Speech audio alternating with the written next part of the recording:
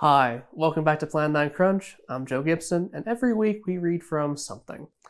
Now, this is October right now, and we sort of have an unofficial Bela Lugosi month idea that we try and churn out a few more than usual Bela Lugosi videos for the month of October.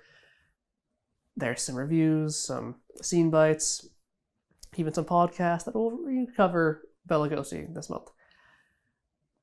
But today I'm going to read from House of Ygor. If you don't know about this book, we've read from it previously, the opening page, and we've also interviewed Braddock, the author. This is through Arcane Shadows Press. We encourage you to buy it. The ISBN is 979-8831-775822. So essentially, this book fills in the gaps between, Bride of Frankenstein and Son of Frankenstein in regards to Igor's role and relationship with the monster. However, this book also ends up bringing in other characters. Dr. Pretorius has a subplot, very interestingly, that ties into Van Helsing and Talbot, even. But what I find the most interesting is Bela's role in this, because Bela has a role in this. It gets to a point where you'll have Ygor having conversation with Bela, and these are both notable Bela Lugosi roles. Sorry, Bela is the werewolf that transforms Talbot, as you know. In any case, looking at page 194, this will be a conversation between Bela and Ygor. Back in Europe, the morning sun awoke the gypsy camp from their long night of celebration.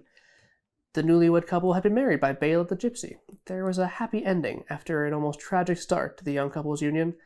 The monster stood admiring the rising sun. Ygor sat and looked at his broad shoulders as he gazed at the morning blaze above the snow-capped mountains. A cold moisture arose from the monster's coat, and the foggy dew was being burnt away by the heat of the sun. Bela made his way to Ygor and sat by him in his morning fire. Bela said, "What that man did yesterday to stop those stormtroopers dead in their tracks and to save the Virgin, it was a miracle." Ygor grinned as he threw meat into a skillet. The meat sizzled, and the smell filled the camp air.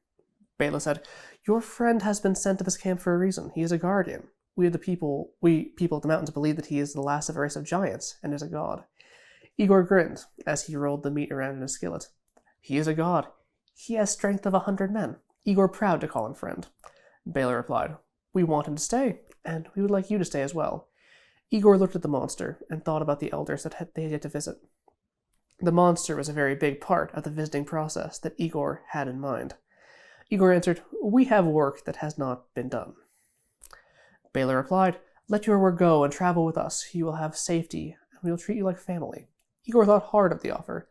The proposal of protection the gypsy camp could offer was enticing, and after all, they could still visit the elders with Igor's mad thoughts of revenge. Ygor took a sip of the gypsy's wine, and he projected a cruel sneer before he answered, "Yes, Ygor and friend stay." Bela said, "I will tell your friend of your decision." Technically speaking, Bela Lugosi has also played the monster. So, the conversation ensues between the monster and Bela. Well, sort of a conversation. Could also be considered Bela talking to himself, but we'll just cut that off there.